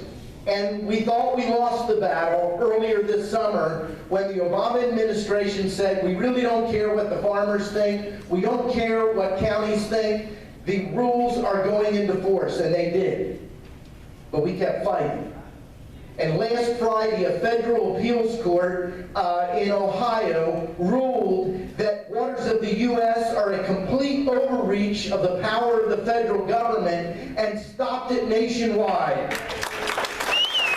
It will, trust me, it will go to the U.S. Supreme Court, and as your county commissioner, I will continue to stand with my other board members on the National Association of Counties to fight that. And the final thing was announced yesterday, and it is a new organization that has been formed in Berks County called Consider It. And it is designed to tackle complex and difficult issues in a civil fashion. The first program will be November the 9th at Alvernia College on immigration, and the two keynote speakers, one will be from La Raza, which is a more liberal view on immigration. The other speaker will be from the Heritage Foundation. If you'd like more information, contact me. You can contact my website, christianweinbach.com. God bless. Thank you, Jason. Now we'll hear from the challenger, Don Marizal. Good evening. My name is Don Vinazo, and I'll get up front that Vinazo is a tough name to pronounce, and it's a difficult name to spell. But the first thing I'd like to do is introduce my wife, Karen Vinazo, in the back of the room. We have been happily married for 38 years. We have 3 grown sons. The one worked for Senator O'Paik for a number of years. Now he's working for Senator Dinniman. My middle son, or our middle son, is a counselor at Kids Peace. And my youngest son, our youngest son, is a captain in the Marine Corps, just making his transition to civilian life this week. But I'd like to tell you a little bit about myself. After high school, I enlisted in the Army. I served 1 year in Vietnam and 1 year in Germany. After being discharged, I came home. I earned a degree from Kutztown University, and then went on to earn my master's in finance and economics from Lehigh University. For the past 34 years, I worked for Air Products and Chemicals, a Fortune 500 company. And during that time, I was also an adjunct professor at Cedar Crest College in teaching classes in economics, finance, and governmental accounting. I was also on the local school board for 13 years and president for 12. I'm running for county commissioner because I believe, like most voters, that Berks County has fallen behind when we compare ourselves to our surrounding counties. I believe that is the best way to indicate how our county commissioners have done over the last 8 years and sometimes 20 years. The bottom line, I think voters feel that Berks County can no longer stand up to other counties. I remember a time when we could stand toe-to-toe with our other counties.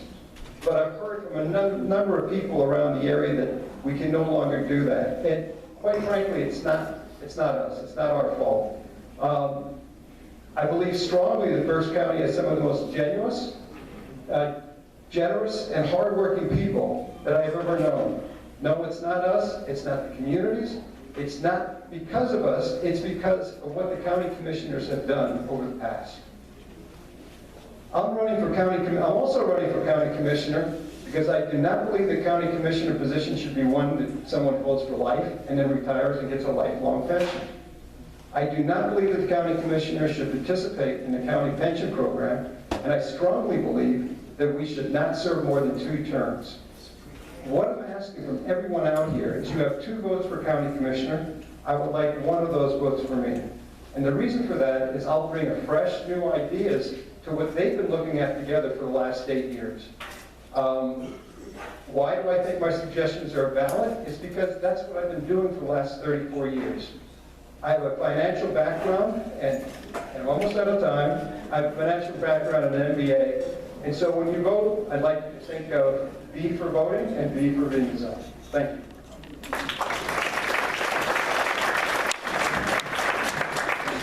Thank you to all 3 gentlemen. I should point out that the 4th candidate for county commissioner, Mark Scott, did notify us in advance that he had a conflict, so he did not forego the opportunity to speak tonight for invalid reasons. So Now, I did not detect any comment by any of the gentlemen directed to one or the other, but by the same token, by our format, any one of you three would like to ask the question of the others or the other?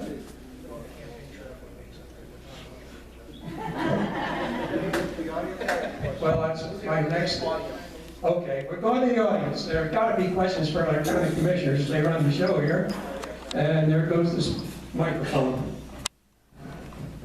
Hello, this is to Mr. Leinbach. You spoke about the taxes from the school district. What effect could you have on the school board and the selection of the people who serve on the school board? For example, in Kutztown, out of all the people serving on the board, only one is not a teacher. So it seems to be self-fulfilling here that I'm going to negotiate my own contract and still be in the union, and it's a lose-lose from my perspective as a taxpayer, because they just vote whatever they want to vote. We have no input as to whether that budget that they're passing should be passed.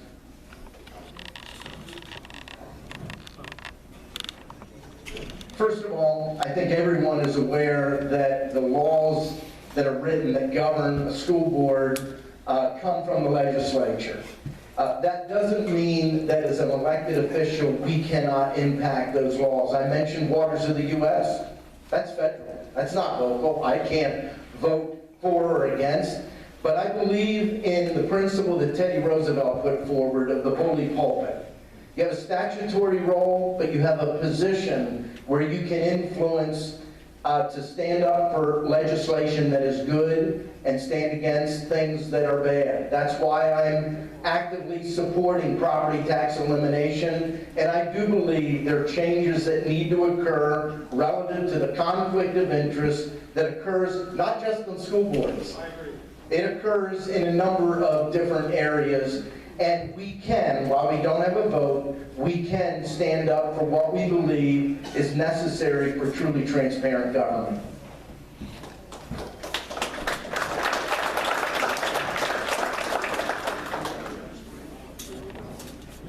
Sure.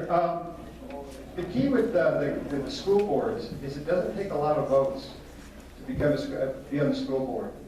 People usually don't campaign for it. There's no pay that goes along with it, and there's a lot of long hours. The problem is people aren't voting. The number of votes you need for a school board, it's like 100. A group like this could put anyone they wanted to on the school board if they wanted to. So I think that if that's the case, and this you're talking about, that they're all related or they're all teachers, then that's a reflection of the rest of the community. I mean, all you have to do is get out and vote. It's not a big campaign.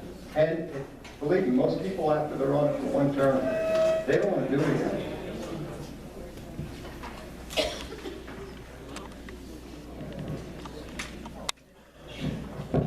Despite what Jim says, I got this show ahead of schedule.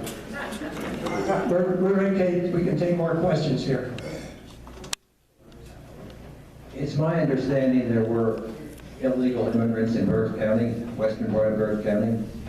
As a county commissioner, what would you do if these illegal immigrants were transported to Berks County by the federal government?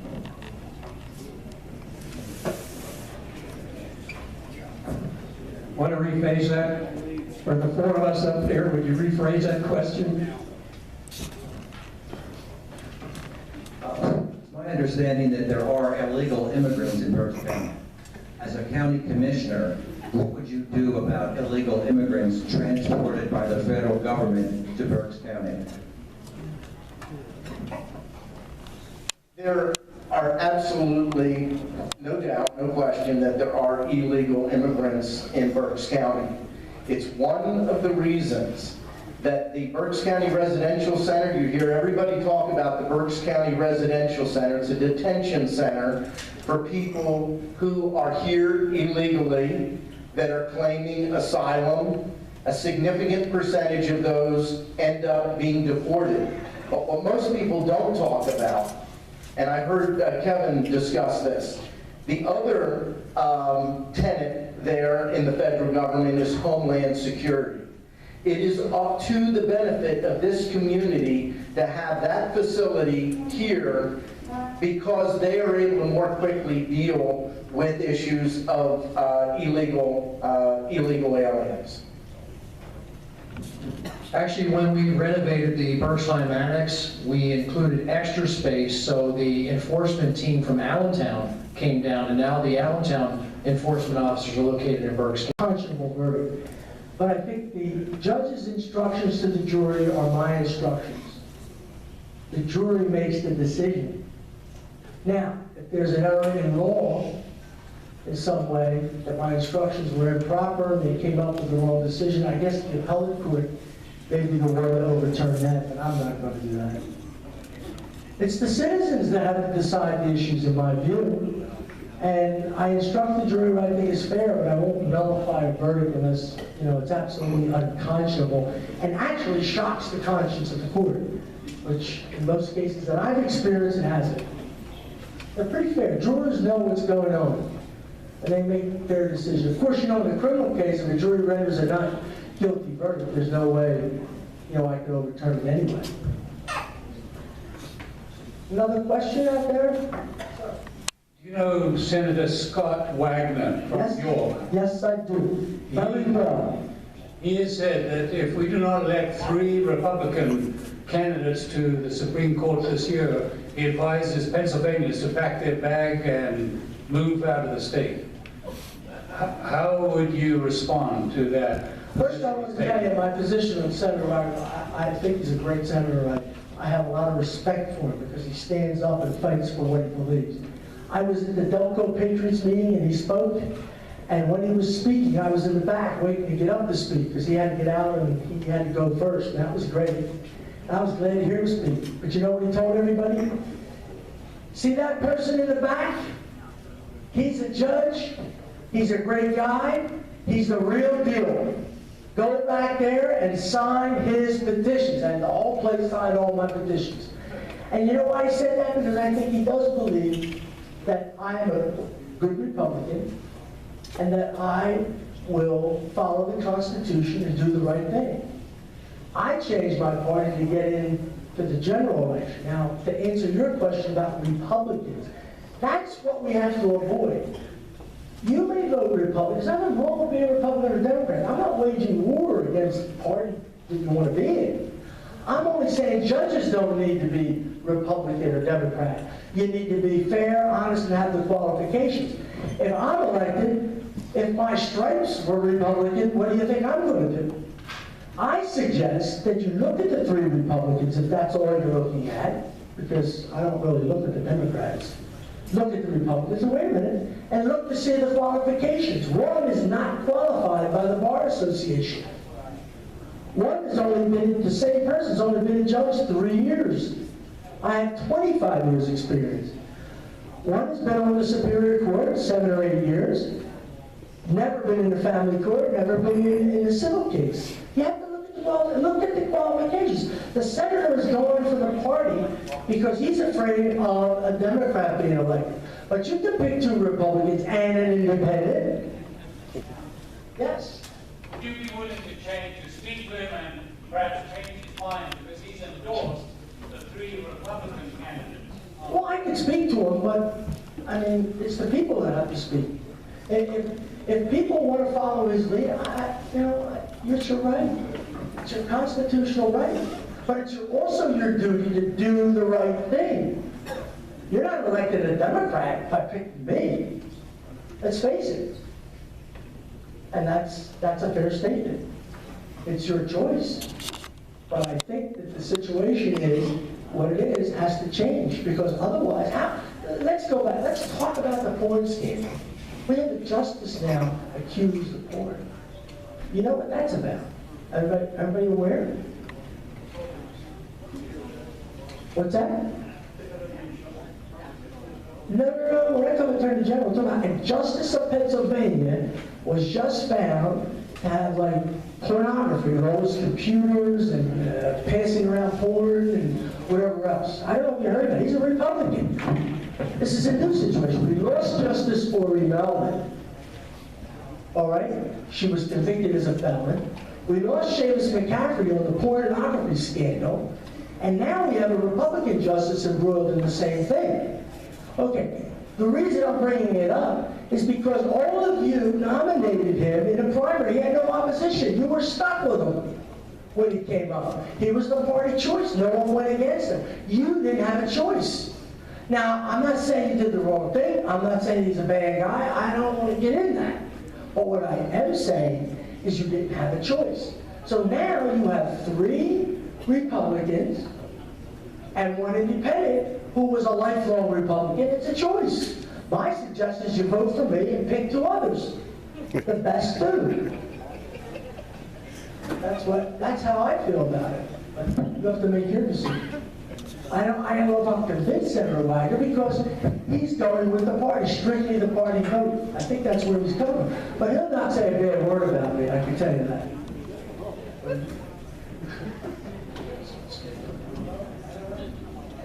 Thank you all very much. It was great seeing you. I appreciate you being here. Make sure you like to read it, find out more about my background.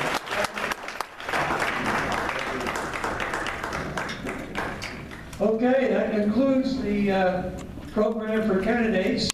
We're now into the announcements, and the first announcement is, who did we pick to run for president on behalf of the Patriots?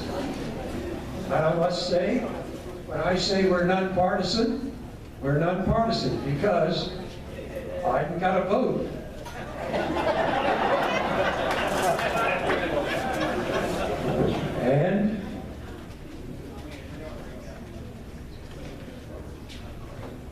And Clinton doubled his votes. Okay. Now, on a serious note, we had a lot of Republicans scattered throughout with anywhere from 3, 4, 5, and 6 votes, but the 3rd highest vote getter was Ted Cruz with 19. The 2nd highest vote getter was Ben Carson with 33. And the highest vote getter was Donald Trump with 51.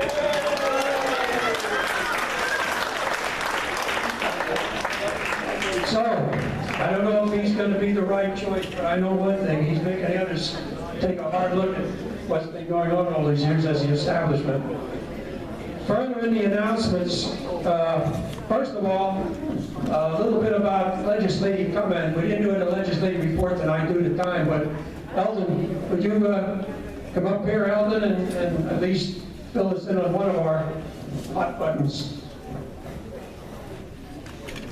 Thank you, Ron. I'm not running for any office, but I still want your vote. There is you haven't heard much about SP or HB 76 recently, and there's an educational forum going to happen on November the 12th in the Inn at Reading. It's free, there's free snacks and everything else, and it's sponsored by Stout Realty.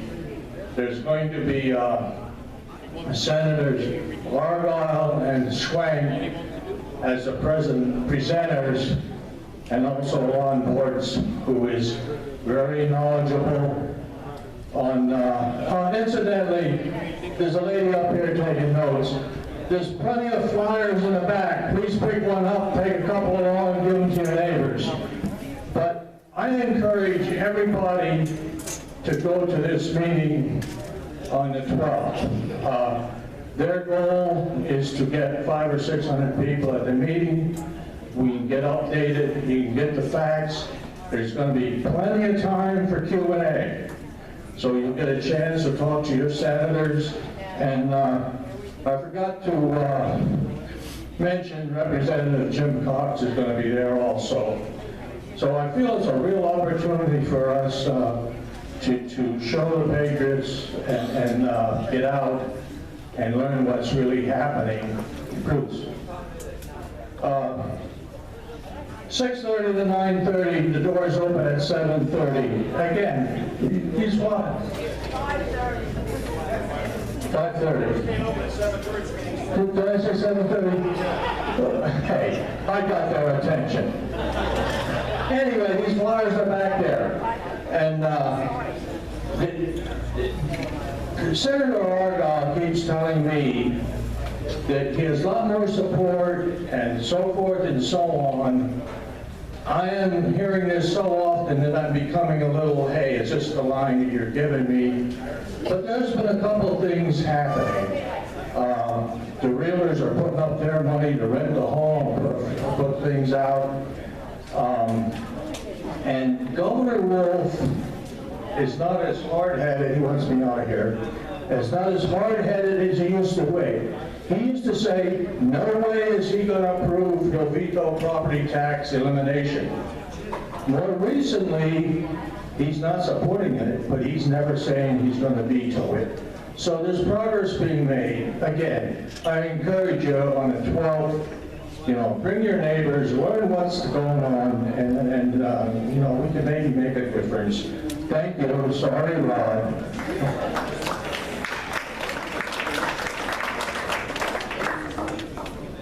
Okay, one final announcement relative to legislation. You know what our hot buttons are. We've talked about them many times: property tax, pension reform, paycheck protection, gun control. All of those issues are on the table. 4 years under the Republican control of all three branches. Yesterday, the Senate passed Bill SB 501. How many know what 501 is? Okay, I see 2 or 3 hands.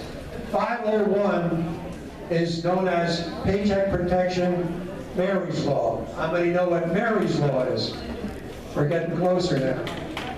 Okay, this bill basically is such where if the union and the bargaining people, be it school boards, county commissioners, or anybody, engage in a contract, the bill is making it illegal for local governments or state governments to collect union dues that is used for political purposes, being collected by a person paid by the taxpayers. We've been pushing this bill for a long time. If unions want to have political action, I have no problem, as long as they deal with their own problems, collect their own money. I don't want to be their treasurer. Finally, the Republicans got the bill through the Senate, 46 to 43. There were 4 Republicans voted against it. How many remember the name Pelagi? If you remember, I wrote the letter, the Dump Pelagi letter. Scott Wagner also, more influenced than me, of course. But we wanted this guy out of the Senate Majority Leader position because he was blocking all the legislation we wanted. He's been a real eyesore to the conservative constitutionalists. Well, I think he fired his final salvo because he and his 3 colleagues of the Philadelphia area, rhinos as we call them, they all voted against the bill, but there was enough conservatives to get it through. I think he's now running for, I'm getting the flag now. He's running for judge, but be that as it may, my whole point in this is 4 years, the Republicans had the opportunity to get any of these bills through, easily get signed by the governor, and they wouldn't do it. Now they have a governor with a veto pen that's going to run out of ink, because now they're trying to get these things through, making it look like they're doing their job. Folks, this is a Republican rules. They know dang well the Republicans are not going to get a bill through the governor that's of the conservative bent. So, we'll keep an eye on this like we keep an eye on other bills, but I am thoroughly disgusted that the Republicans finally stepped up to the plate knowing full well they're getting it nowhere. I give credit to those sponsoring the bill, Scott Wagner, Eichelberger, Mike Fulmer. They're the right guys on the bill, but I have a meeting in 2 weeks with Mike Fulmer, a private meeting. We're going to get through this. I'm done. Thank you. Thanks, Rod. You took mine, but I can wing it for the rest. I know what I'm doing. There's another meeting coming up. And this is concerning the human remains that are not, I'm sorry, human waste that is being dumped all over the fields. Deb and I went up to, what is the diner we went to? Dutch Way Diner the other week, and it stank so, I don't know how you can eat in that diner. It stank so bad on the way there with the car windows closed and the air recirculating inside because they were dumping the waste on the field. And I think that was just cow manure. Now, I can't imagine what it smells like when they put a couple hundred acres of human waste out there and dump it on a field. It's got to be pretty ripe, so. And I don't agree with it. If it was in my yard, trust me, I'd make a big stink over it, so. Anyways, they're having a meeting on October 21st at 7 p.m. And that meeting is at the Center Township Planning Meeting. Who here is from Center Township? Raise your hands. Okay, how many of you from Center Township smell this stuff? Raise your hands. Well, I sympathize with you, I really do. And if any of you guys who are not from there want to go there, because it may be next year it's in your backyard, and if you can stop it in here, we can do it again. But anyways, again, that meeting's October 21st at 7 p.m. Now, we have another little poll to take here, and I want everybody to pay attention. In this room, how many people support the Second Amendment? How many people in this room feel safer right now than if you were walking down the streets of Reading by yourself? Is that reason you feel safer is because you know there's a lot of armed people here, responsible citizens who would not let anything bad happen? Thank you. I had to take this poll 2 years ago. So this is why we carry firearms. We're responsible citizens, and cops too heavy to carry for one, and they're always the cleanup crew after something happens. So I'm 52 years old, younger than most of you, but I'm old enough I don't want to throw down with anybody, and quite frankly, some 22-year-old punk could whoop the snot out of me, and I'm not taking any chances anymore in life. So this is why I carry. And I suggest all you women who aren't carrying, it would be a good thing to do so in today's world. I really respect these men who, they were getting on that train in France, and they saw a man with a rifle. I would do the same thing. And there was a comment made by Ben Carson, and I would be this person. If I know you're going to shoot me, and you're starting at that end of the row, I'm coming from my end and jumping on you. You might get a couple bullets in me, but the rest of you better jump with me. We really have those generations of cowards anymore. I talk to young people about this stuff, and it really disgusts me. It disgusts me what the answers I get. You know, oh, you should run and hide under a table. No, you shouldn't. If you're going to get shot, at least go out with a bang and at least do what you can to stop the person from shooting somebody else. So I'm a strong proponent of the Second Amendment. I'm sorry if I offend anybody here by wearing a firearm or anybody else does, but I promise you, every time you see me from now until the day you put me 6 feet under, you'll see me with a firearm. So that's why I carried on to answer a question that was asked tonight.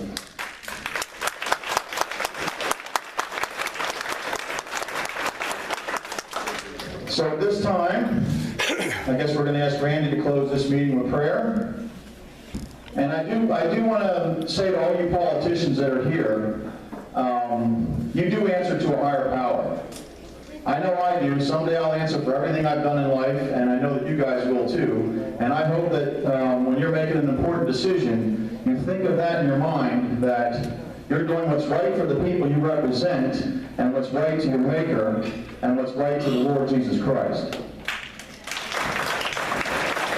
Amen. Real quick, I want to put a plug in for the Mid-Atlantic Reformation, the table back there with the flags on. On November 1st, Sunday evening, over at the Reading Motor Inn, we're having a old-fashioned election day sermon. We have the fella coming in, the pastor from Wisconsin, that wrote the book on the lesser magistrate, on the doctor of interposition. He's coming to Reading the first Sunday of November. That's November 1st. So come on out. Shall we all rise to be dismissed, please?